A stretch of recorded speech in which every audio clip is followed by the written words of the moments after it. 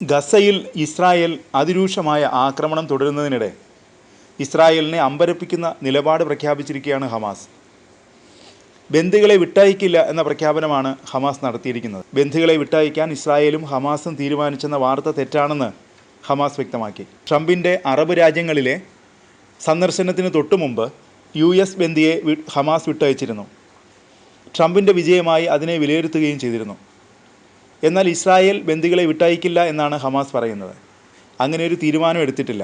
ഇസ്രായേലുമായി താൽക്കാലിക വെടിനിർത്തൽ കരാറൊന്നും ഉണ്ടായിട്ടില്ലെന്നും ഹമാസ് വ്യക്തമാക്കി.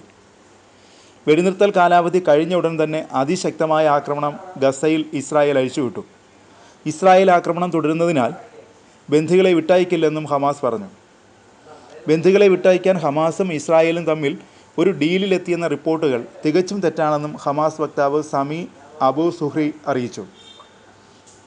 പൊതുജനങ്ങളെ ആശയക്കുഴപ്പത്തിലാക്കാനും ഹമാസിനെ സമ്മർദ്ദത്തിലാക്കാനും ഇസ്രായേൽ തെറ്റായ വാർത്ത പ്രചരിപ്പിക്കുകയാണെന്നും ഹമാസ് കുറ്റപ്പെടുത്തി. ഗസയിലെ ഖാൻ യൂനിസിൽ പലസ്തീൻകാരെ ബലപ്രയോഗത്തിലൂടെ ഒഴിപ്പിക്കാൻ ഇസ്രായേൽ സൈന്യം തീരുമാനിച്ചതിന് പിന്നാലെയാണ് മുന്നറിയിപ്പുമായി ഹമാസ് എത്തിയത്. ഗസയിൽ തുടർച്ചയായി അതിശക്തമായ ആക്രമണം അഴിച്ചുവിടുകയാണ് ഇസ്രായേൽ. നിരന്തരമായി തുടരുന്ന ആക്രമണത്തിനൊടുവിൽ തിരിച്ചടി നൽകിയിരിക്കുകയാണ് ഹമാസ്. ഗസയിൽ നിന്ന് ഇസ്രായേൽ പട്ടണം ലക്ഷ്യമിട്ടാണ് ഹമാസ് റോക്കറ്റ് ആക്രമണം നടത്തിയത്. ഞായറാഴ്ചയായിരുന്നു ഹമാസിൻ്റെ ആക്രമണം. മധ്യ ഗസയിൽ നിന്ന് തൊടുത്തുവിട്ട 2 റോക്കറ്റുകൾ ഇസ്രായേൽ പട്ടണമായ കിസുഫിമിൽ പതിച്ചതായി ഇസ്രായേൽ പ്രതിരോധ സേന സ്ഥിരീകരിച്ചിട്ടുണ്ട്. റോക്കറ്റുകളിൽ ഒന്നിനെ തകർത്തതായി IDF അറിയിച്ചു. രണ്ടാമത്തെ റോക്കറ്റ് ജനവാസമില്ലാത്ത മേഖലയിൽ പതിക്കുകയും ചെയ്തു. മിസൈൽ ആക്രമണം നാശനഷ്ടങ്ങളോ ആൾനാശമോ വിധിച്ചിട്ടില്ലെന്നാണ് റിപ്പോർട്ട്. ആക്രമണത്തെ തുടർന്ന് ഗസയിലെ ചില മേഖലകളിൽ നിന്ന് ബലമായി ആളുകളെ ഒഴിപ്പിക്കാനുള്ള ശ്രമത്തിലാണ് ഇസ്രായേൽ. റോക്കറ്റുകൾ തൊടുത്തുവിട്ട പ്രദേശങ്ങളിലേക്ക് കനത്ത തിരിച്ചടി നൽകുമെന്ന് ഇസ്രായേൽ സേന മുന്നറിയിപ്പ് നൽകിയിട്ടുണ്ട്.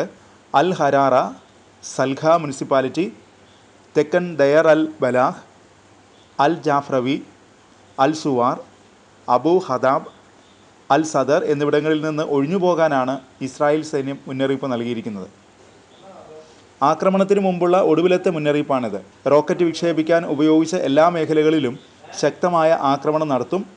സാധാരണക്കാരെ ഒഴിപ്പിക്കുന്നതിനും അവരുടെ ദുരിതങ്ങൾക്കും ഹമാസ് മാത്രമാണ് ഉത്തരവാദി. IDFൻ്റെ മുന്നറിയിപ്പിൽ ഇങ്ങനെയാണ് പറയുന്നത്. സുരക്ഷയ്ക്കായി അൽമവാസിയിലേക്ക് മാറണമെന്നും IDF അറിയിച്ചു. അതിനിടെ തിങ്കളാഴ്ച രാവിലെയും ഗസയിൽ ഇസ്രായേൽ കനത്ത ആക്രമണം നടത്തി. ആക്രമണത്തിൽ കുറഞ്ഞത് 17 പലസ്തീനികൾ കൊല്ലപ്പെട്ടതായി അൽ ജസീറ റിപ്പോർട്ട് ചെയ്തു. കഴിഞ്ഞ മണിക്കൂറിൽ ഖാൻ യൂനിസിൽ 30 വ്യോമാക്രമണങ്ങളാണ് ഇസ്രായേൽ സേന നടത്തിയത്.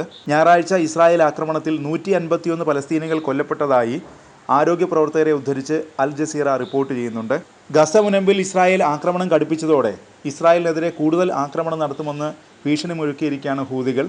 യമനെതിരായ ഇസ്രായേലിൻ്റെ ആക്രമണവും ഹൂതികളെ പ്രകോപിപ്പിച്ചിട്ടുണ്ട്.